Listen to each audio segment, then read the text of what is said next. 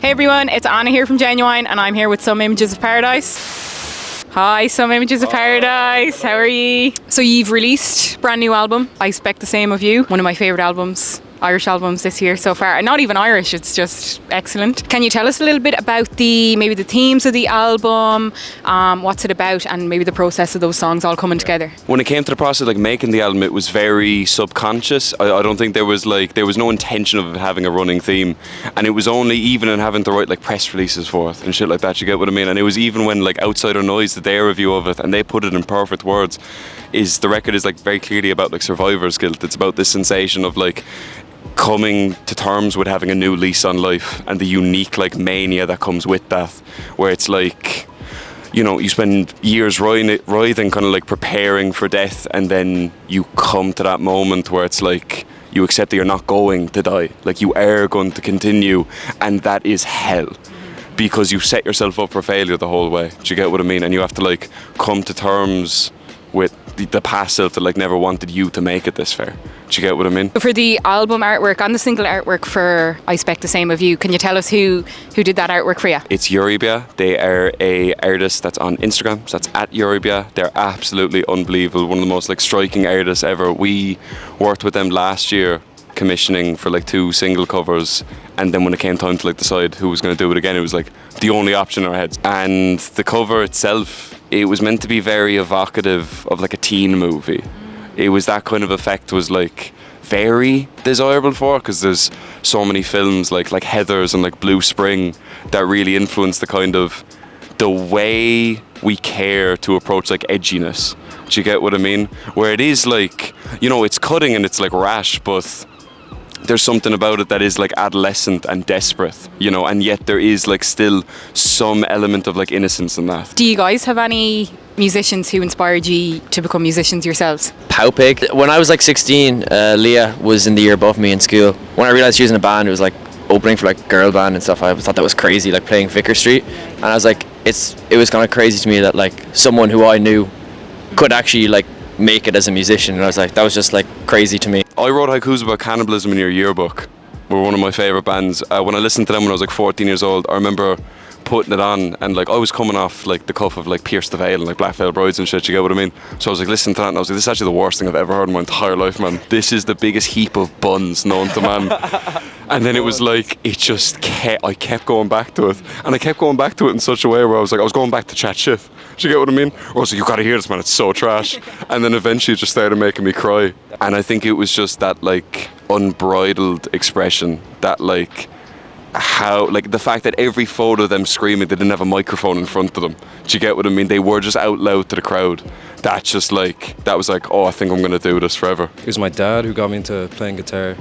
He was always playing Bruce Springsteen in the car and Eric Clapton and shit like that. And I don't know, he started playing guitar not too long before me, so he was a beginner when I was a beginner. I picked it up, and my mother was always playing The Doors, and I got really into 60s music, and then Jimi Hendrix was my idol, and then I started listening to Irish bands like Thin Lizzy and Rory Gallagher and all that, and developed from there.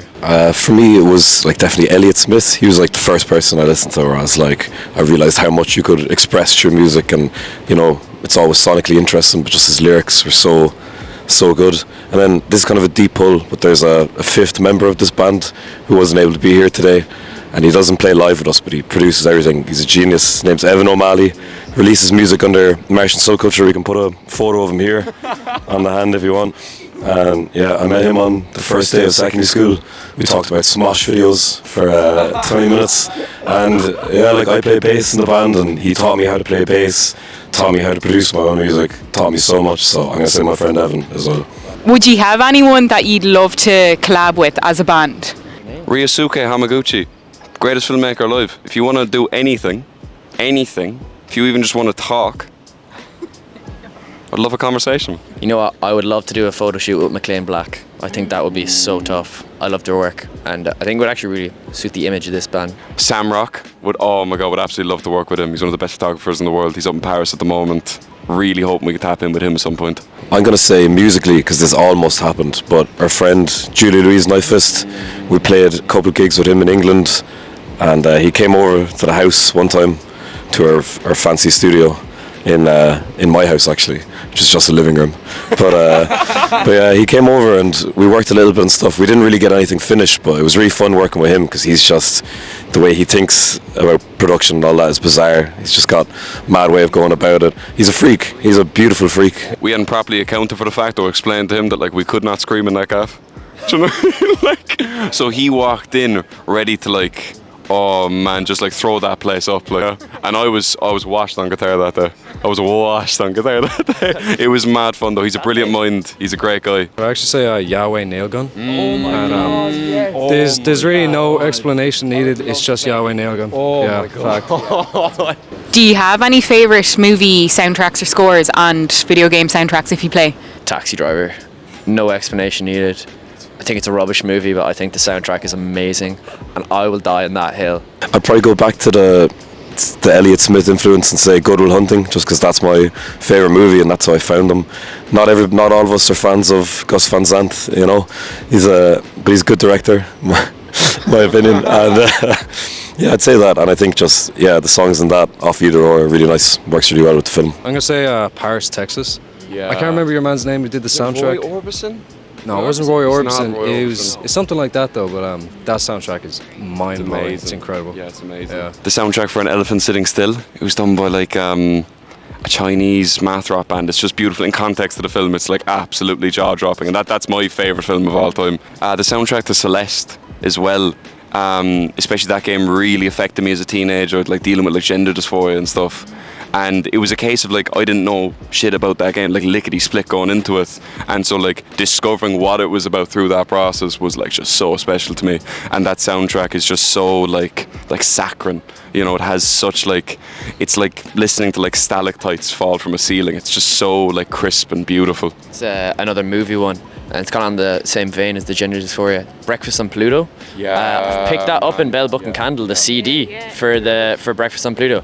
What a banger! There's actually like some class tunes on it. Do you have each or together? Is there any YouTube deep cut performance that you really love?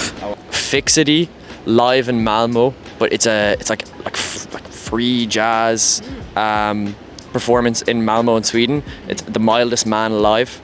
It's like one of the craziest like drum beats of all time in the intro. Like not craziest, but like it's just so interesting because it's so like jagged. But then when like the rest of the music comes in, and then it just like with that full context, it like sounds so groovy and cool. But for the first like minute, it sounds like this isn't in time at all, and the ending is amazing as well. Yeah. Jerome's Dream live at the Munoz Gym in Bakersfield, California, when they played the middle of a boxing ring.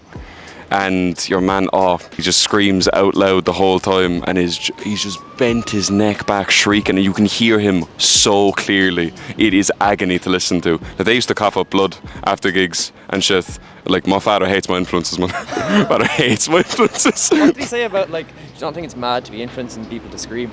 Oh yeah, he thought I was like a danger to the community, man. Do you know what I mean? Because he was like, I don't know, I was like talking to him, and I was like, I hope, like, do you know what I mean, like other like screamo bands like pick up like around the spot or something. And he was like, you wouldn't want that.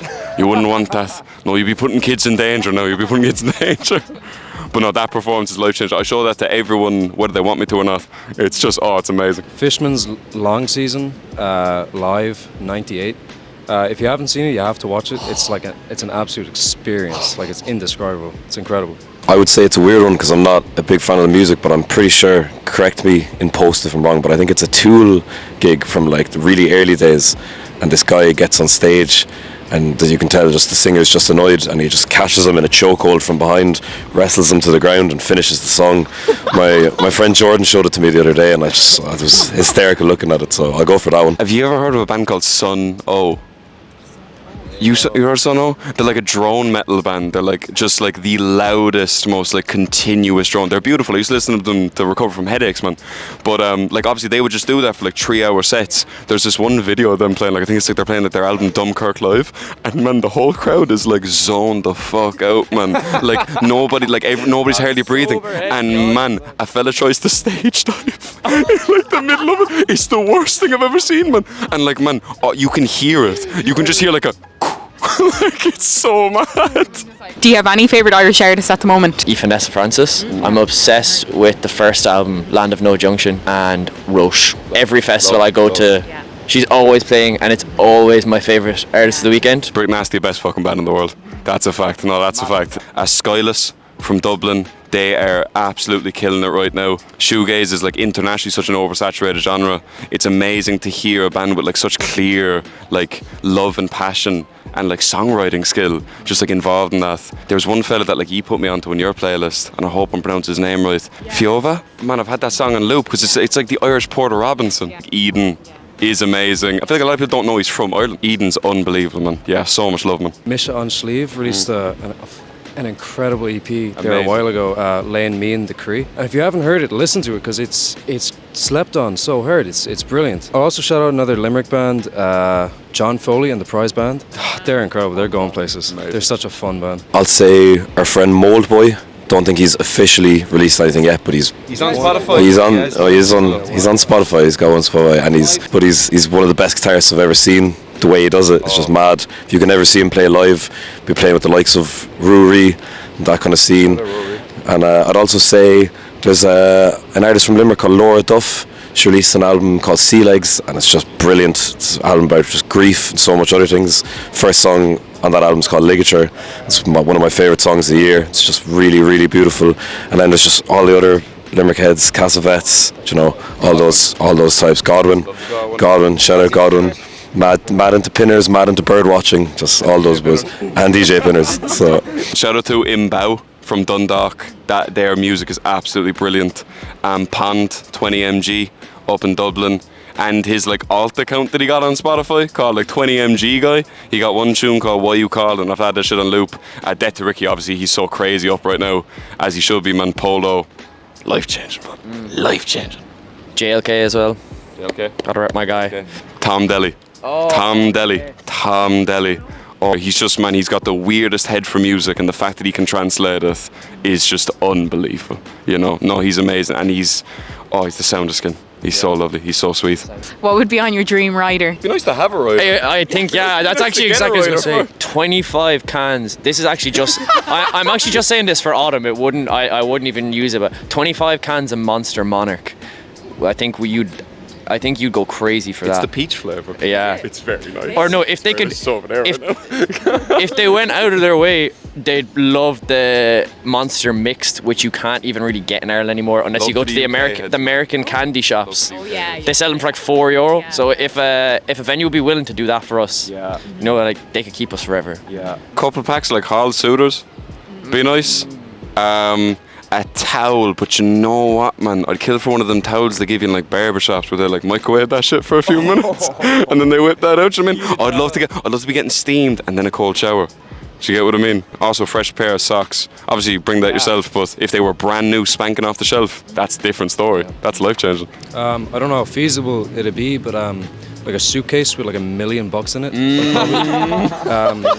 it. Realistically though, like a bowl of oranges, that'd be fine. when we played Belfast with Brig Nasty on Tuesday and with Sloucho, they had 10 cans of harp in an ice bath in the room they gave us, ice cold.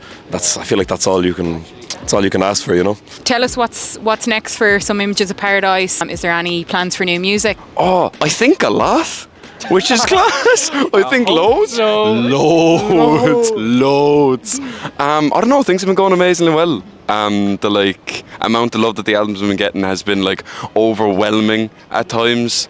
And that's like it's an amazing sensation having to adjust to like manically being euphoric. Do you get what I mean? Where just like wake up in the morning, you've got the craziest cosign you could ever dreamed of. Do you get what I mean? That like mad sensation of like 15-year-old me would kill to be me, you know, that kind of thing. There's talks anyway about touring. There's talks. I can't be revealing nothing, but there's talks. There's a couple of email chains. Okay. When it comes to new music, like we're always working on something. Do you get what I mean? Like we don't like. We'll always be like, you know, kind of like dual citizenship between like studio and like on stage. You get what I mean? And Like we spend a lot of time in studio. Like the album is a product of like 1 year straight of like just all nighters back to back. Do you get what I mean? Obviously we do like everything in house. Like it's all ourselves. It's all like written, mixed, mastered, produced, blah blah blah blah blah blah, like all by us. And so it is just like that graft and like that amount of work that like goes into it and that passion.